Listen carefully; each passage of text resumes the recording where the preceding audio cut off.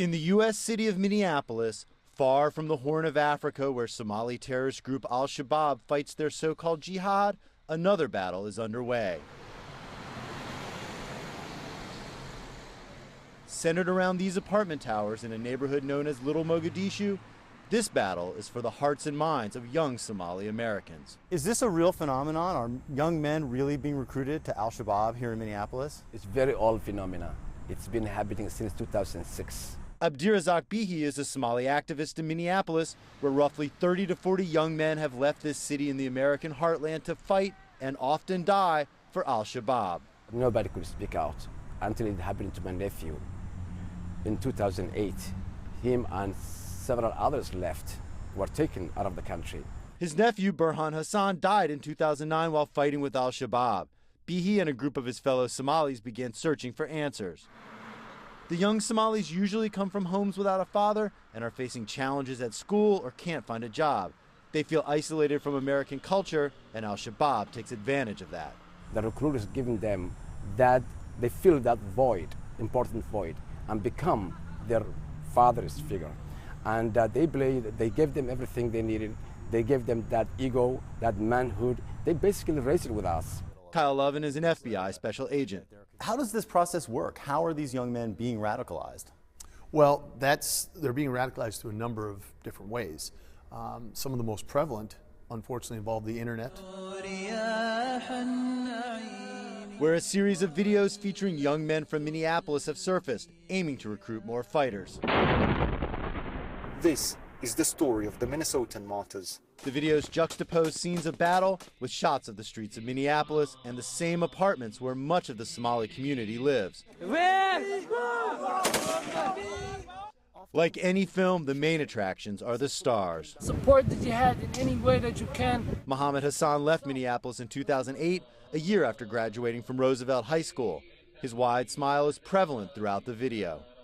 The system of recruitment was so strong in Minneapolis that at least one non-Somali, Troy Castigar, fell in with them and joined Al-Shabaab. If you guys only knew how much fun we have over here, this is the real Disneyland. You need to come here and join us. Take pleasure in this fun. We walk amongst the lions. Both died in battle in 2009, but on video they live on, recruiting others to fight jihad. Bob Fletcher is a former sheriff who works in the Somali community. He says videos like these are powerful, and having Americans as stars makes them more persuasive. They're proud to have Americans because it helps their marketing in the future. It perpetuates itself.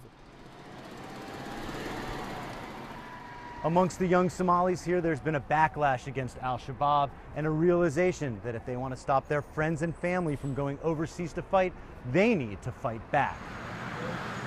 Mohammed Farah is the executive director of Kajug, an outreach group that works with young Somali Americans, especially those struggling for identity and a sense of belonging. They have gaps in their lives, whether it's a job, whether it is lack of mentorship.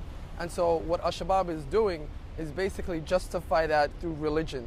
And so, we all want to get close to our faith, and so they're getting these kids in their worst, time of their life. They track Somali kids from high school on. If a student starts skipping class, the school calls the parents, then calls Kajug. So what we do is find what kids are missing and fill that before others like Shabaab comes in and do that for them.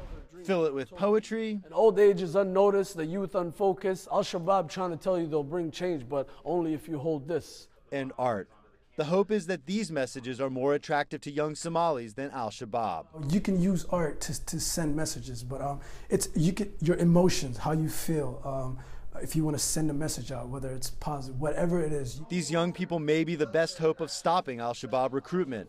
Older Somalis are often afraid of reprisals against families back in Somalia or of getting caught in law enforcement investigations.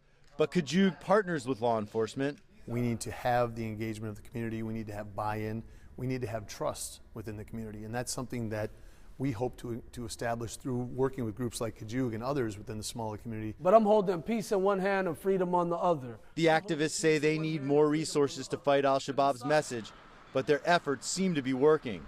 Law enforcement sources say Al-Shabaab recruitment here in Minneapolis has waned in recent years, and the hope is that trend will continue and the flow of fighters overseas will come to a halt. Jim Spellman, CCTV, Minneapolis.